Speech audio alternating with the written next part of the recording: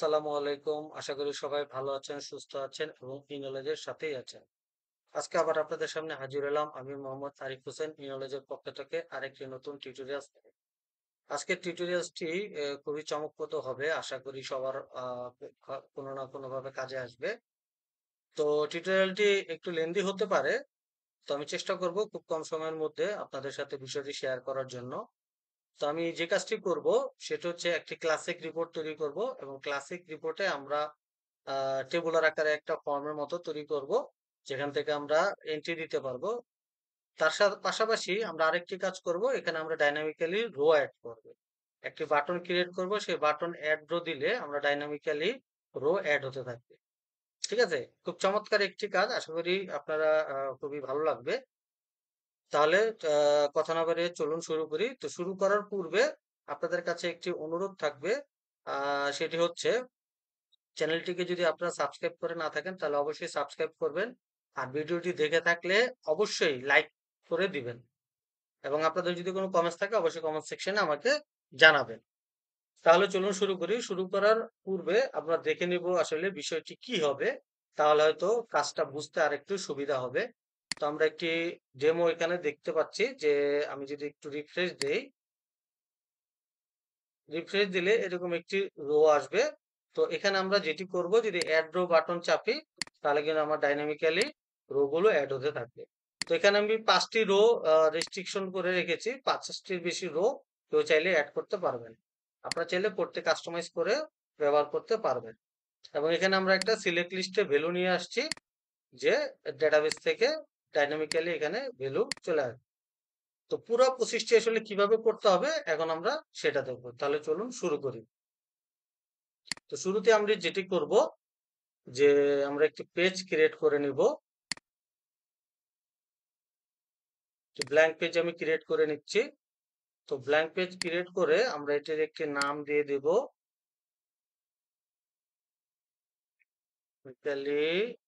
Added pro, dynamically added pro. এবং এখান থেকে আমরা ক্রিয়েট পেজ করে দিব। ক্রিয়েট পেজ করে দেওয়ার সাথে সাথে আমরা পেজ লেভেলে কিছু কাজ আমাদেরকে করতে হবে। তো আমরা পেজ লেভেলে যে কাজটি করব, প্রথমে আমাদের এখানে প্রয়োজন পড়বে একটি জাভাস্ক্রিপ্ট লাইব্রেরি। তো এই জাভাস্ক্রিপ্ট লাইব্রেরিটি আমি কোডটা সম্পূর্ণ করে রেখেছি। প্রথমে আমি জাভাস্ক্রিপ্ট লাইব্রেরিটা অ্যাড করে দিব। আপনারা যদি লোকালাইজ করতে চান ফাইলটিকে, তাহলে আপনারা নেট থেকে ডাউনলোড করে এটাকে আপনাদের অ্যাপ্লিকেশন সার্ভারে রেখেও কল করতে পারেন। ঠিক আছে, তো আমি এখানে দিয়ে দিলাম। যদি আপনাদের এই ফাইলটা লোকালাইজ করতে অসুবিধা হয় তাহলে আমাকে কমেন্ট সেকশনে জানাতে পারেন, আমি এটির উপরে একটি টিউটোরিয়াল তৈরি করে আপনাদের সাথে শেয়ার করার চেষ্টা করব। এখন আমরা যেটি করব, গ্লোবাল ফাংশন এন্ড ভেরিয়েবল ডিক্লারেশনে আমাদের জাভাস্ক্রিপ্টের যে ফাংশন আছে সে ফাংশনটা আমাদেরকে অ্যাড করে দিতে হবে। তো আমরা এখান থেকে শুরু করে একেবারে এই সেকশন পর্যন্ত আমরা এখান থেকে কপি করে নিব। তো কপি করে নিয়ে আমরা global function and variable declaration সেকশনে দিয়ে দিব। ঠিক আছে, তো পেজ লেভেলে আমাদের আরেকটি কাজ বাকি আছে। তো সেটি হচ্ছে আমরা এক্সিকিউট হোন পেজ লোড সেকশনে আমরা এই কোডটি পেস্ট করে দিব। পেস্ট করে দিলাম। ওকে, পেজ লেভেলে আমার আর কোনো কাজ নেই। এখন আমরা যেটি করব, আমরা বডিতে যেয়ে একটি রিজিয়ন ক্রিয়েট করব। তো রিজিয়ন ক্রিয়েট করে নিচ্ছি। রিজিয়নের আমরা একটি নাম দিয়ে দিব,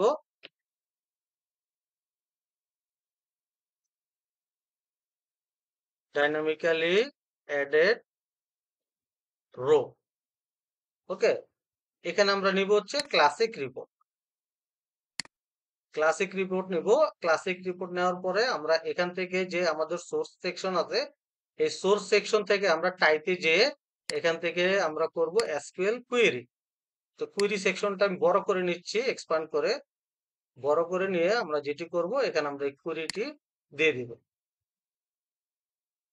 তো কুয়েরিটা আমি কপি করে নিলাম এখান থেকে।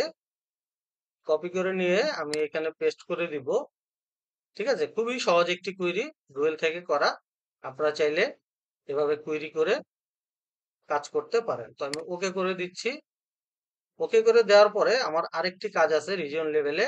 আমরা এখন চলে যাব অ্যাডভান্স সেকশনে। ঠিক আছে, অ্যাডভান্স সেকশনে যে এখানে আমাদেরকে একটি স্ট্যাটিক আইডি সেট করতে হবে।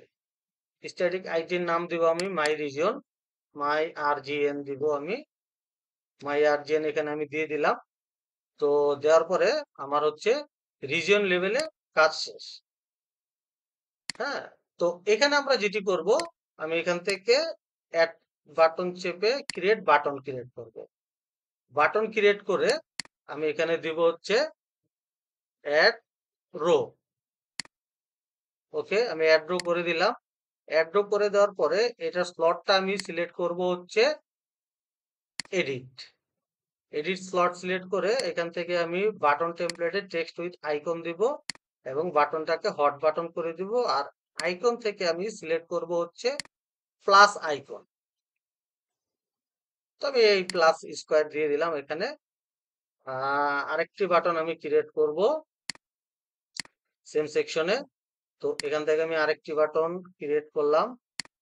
সেভের একটি কাজ আছে, আপনারা যদি চান যে সেভের কাজটিও আপনাদের প্রয়োজন পড়বে তাহলে আমাকে জানাবেন কমেন্ট সেকশনে, আমি আপনাদের সাথে এটিও শেয়ার করব। বাট আপাতত আমার সেভ বাটনের কোনো কাজ নেই, জাস্ট আমি করে রেখেছি, পরবর্তীতে এটা নিয়ে আরেকটি বিষয় শেয়ার করব। তো আমি এখান থেকে দিয়ে দেব হচ্ছে সেভ আইকনটি। তো এখান থেকে আমি এই সেভ আইকনটি দিয়ে দিলাম। আরেকটি কাজ করব আমি এখানে, আমি এই টেমপ্লেট অপশনে যে মার্জিন রাইটকে আমি স্মল করে দেব। ওকে, ওকে দিয়ে দিব। তো এই মতো অবস্থায় আমরা একটু সেভ দিয়ে রান দিয়ে দেখি যে আমাদের অবস্থানটা কি হলো। আমি লগ ইন করে নিচ্ছি। লগ ইন করে নিলে এরকম আসবে। তো ওরাকল অ্যাপেক্সে যদি আপনারা একেবারে নতুন হয়ে থাকেন তাহলে যদি এরকম কোড দেখতে পান, ভয় পাওয়ার কিছু নেই। এখানে আমাদেরকে ছোট্ট একটি কাজ করতে হবে। আমরা এই সবগুলো একসাথে সিলেক্ট করে আমরা সরাসরি চলে আসব হচ্ছে একেবারে নিচের দিকে। নিচের দিকে এসে আমাদের এই যে সিকিউরিটি যে পোর্শনটি আছে এখান থেকে এসকেপ স্পেশাল ক্যারেক্টারসটাকে অফ করে দেবো, সুইচ বাটনটাকে অফ করে দিয়ে আমরা সেভ উইথ রান দিলাম। দেওয়ার পরে এখন আমরা দেখব যে আমাদের কোড অ্যাপিয়ারেন্সটি এরকম আছে। ওকে, এখানে কিন্তু কোনো ভ্যালু কিন্তু চলে আসছে। ওকে, ফাইন। তো আমরা আরেকটি কাজ করব এখানে, সেটি হচ্ছে আমরা এই ক্লাসিক রিপোর্টের অ্যাট্রিবিউটস অপশনে আমরা রিপোর্টটাকে স্ট্রেচ করে দিয়ে স্ট্রেচ করে দিয়ে দিলাম।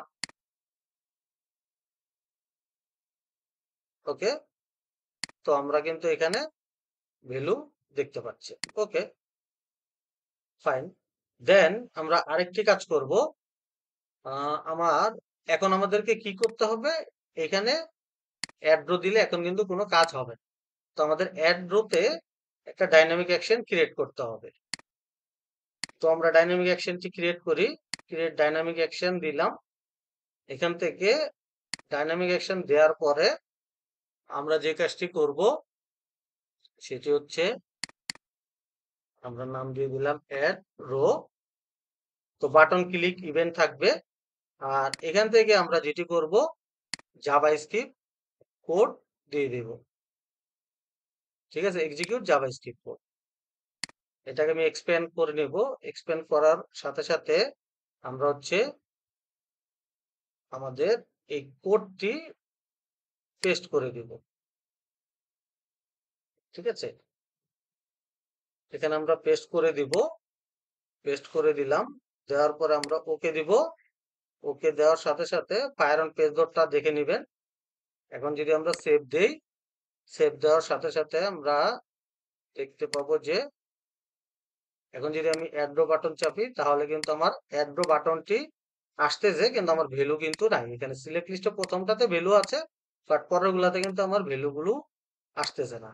তাহলে আমাদেরকে কি করতে হবে, এবং নাম্বারটা কিন্তু সুন্দরভাবে জেনারেট করতেছে। আমি যদি এখানে রাখি, এখানে কিছু ভ্যালু দেই, এখানে কিছু ভ্যালু দেই, আমি যদি এই 4 নাম্বার রোটা ক্রিয়েট ডিলিট করে দেই তাহলে কিন্তু আমার এই নাম্বারিং অর্ডারটা কিন্তু অটোমেটিক্যালি আবার রিজেনারেট হয়ে যাচ্ছে। আমরা যদি দেখি একটু, যেমন আমি 4টা এই যে আবার কিন্তু অটোমেটিক্যালি 4টা অ্যাড হয়ে যাচ্ছে। ওকে, তো এখন আমাদের প্রয়োজন পড়বে একটি অ্যাজাক্স প্রসেস। ঠিক আছে, তো এই অ্যাজাক্স প্রসেসটি আমরা এখানে ক্রিয়েট করব। এখানে আমি ক্রিয়েট প্রসেস দিব। দেওয়ার পরে এখান থেকে আমি এই অপটিমাম ভ্যালু এইটুক কপি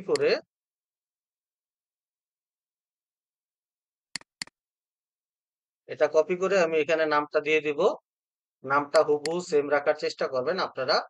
আর এখান থেকে এই কোডটি আমি কপি করে, very simple code, just select লিস্টের ভ্যালুটি আনার জন্য। Shit, আমি এখান থেকে কপি করে নিচ্ছি।